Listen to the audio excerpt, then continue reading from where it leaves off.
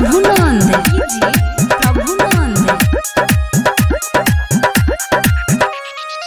आइले आसीन तोहर खिंचले हम सीन ला दे हम साड़ी वाला पीन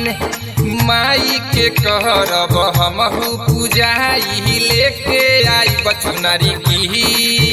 हमर मानत नइखे एको गुतु बात राजा जी हमर मानत नइखे एको गुतु बात राजा जी हम कैसे करब नवरात राजा जी हम कैसे करब नवरात राजा जी हम कैसे करब जय मैया जय हो मां जय मैया जय हो मां जय मैया जय हो मां जय मैया जय हो मां जी प्रभुनंद हम तो देहब नाही छूट मरद बारा राजपूत जाके चुंदरी लैया कीन तब खींच देहब सीन जय जय मां हम तो देहब नाही छूट मरद बारा राजपूत जाके चुंदरी लैया कीन तब खींच देहब सीन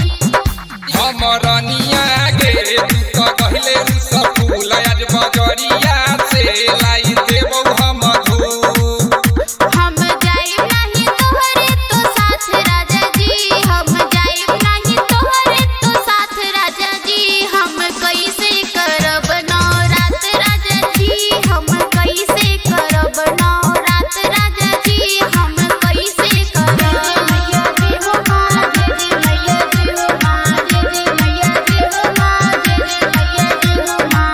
जी प्रभुनंद प्रभुनंद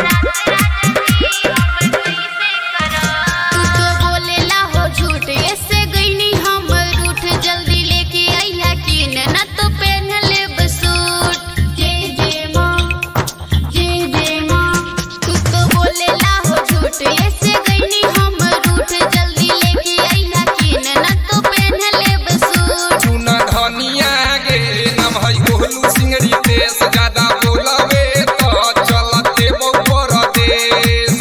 लेके छोटको के जइया अपना साथ राजा जी लेके छोटको के जइया अपना साथ राजा जी हम कैसे करब नवरात राजा जी हम कैसे करब नवरात राजा जी हम कैसे करब coding by Shri Parvati studio Delhi.